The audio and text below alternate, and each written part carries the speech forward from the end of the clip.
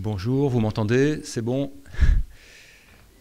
Très bien, donc je suis très heureux de vous accueillir à la deuxième de ces journées consacrées à l'oralité quichua de l'Équateur. Ces journées sont très originales et je crois sans précédent, dans le sens où elles combinent des performances elles-mêmes de cette oralité et une réflexion scientifique. Hier, les performances ont été celles de deux conteurs ou narrateurs quichua de la province d'Imbabura. Aujourd'hui, nous avons la grande chance d'accueillir deux des principaux, sinon les deux principaux poètes quichua actuels de l'Équateur, Lucila Lema et Ariruma Cowi, donc qui vont réciter certains de leurs poèmes tout à l'heure. Vous verrez que bien que cette poésie soit certes créée par l'écriture, elle est éminemment orale, non seulement dans les performances, dans son exécution, mais aussi par sa circulation et sa diffusion. Ariruma Cowi me racontait hier que certains fragments de ses poèmes sont retournés dans l'oralité. Hier, donc la table ronde était consacrée à l'application ou aux recherches de type anthropologique sur la tradition orale, la littérature orale ou l'oralité. Aujourd'hui, elles seront plutôt consacrées à la perspective qu'on peut avoir depuis les études psychanalytiques, ou en tout cas une perspective qui articule anthropologie et psychanalyse. Je tiens à remercier d'abord, non seulement les entités qui ont appuyé et rendu possible par leur soutien financier ces journées, donc c'est le pôle Paris-Sorbonne, qui comprend l'INALCO, Paris 7 et Paris 3, mais aussi des universités équatoriennes, dont sont venus certains de nos collègues, comme la Universidad de las Artes de Guayaquil, la UNAE de Cañar, la Universidad Nacional de Educación, et aussi l'Université San Francisco de Quito. Et puis, je voudrais également remercier souligner chaleureusement que ces journées auraient été tout à fait impossibles sans l'énorme effort, l'énorme investissement en temps et en talent qui a été fourni par un groupe d'étudiants qui sont à l'origine de toute l'organisation.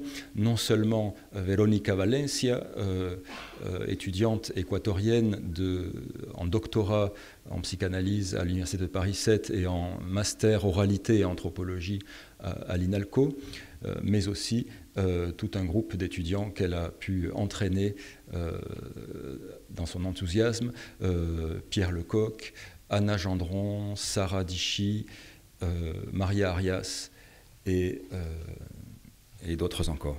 Très bien, donc je vous remercie. Je laisse la parole maintenant à Christian Hoffmann, directeur de l'école doctorale de l'UFR d'études psychanalytiques à Paris 7, professeur de psychopathologie dans cette université.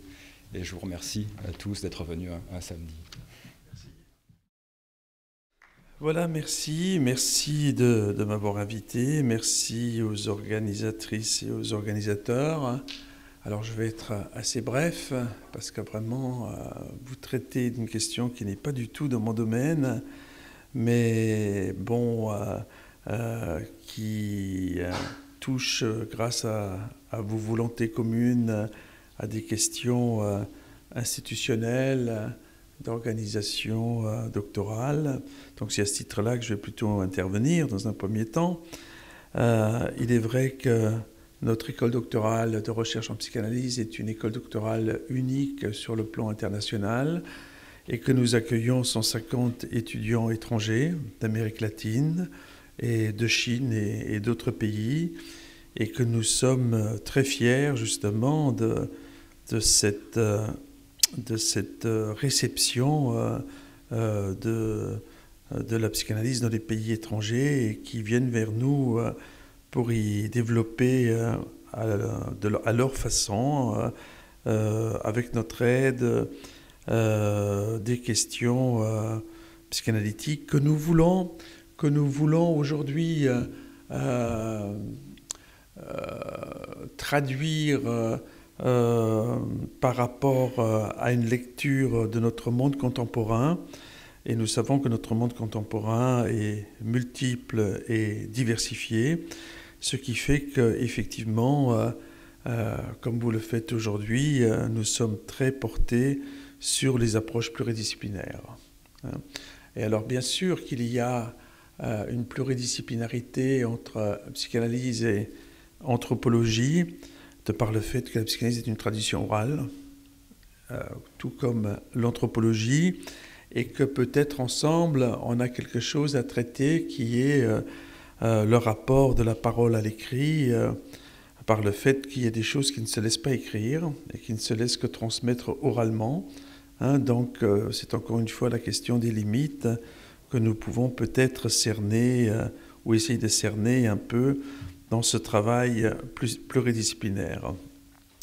Et donc, pour conclure, il est vrai que nous avons dans notre école doctorale une politique d'ouverture. Nous avons depuis 2 ans une coopération très approfondie avec l'école doctorale de Sciences Po, où nous avons mis en place des thèses double culture, Sciences Po études psychanalytiques. Nous pensons même faire un master commun et puis un séminaire commun.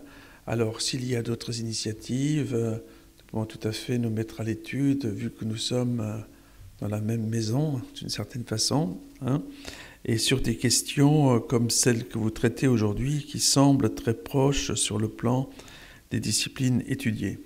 Donc, je vous souhaite une bonne continuation de votre colloque et je suis là donc maintenant pour apprendre de vous quelque chose qui m'est complètement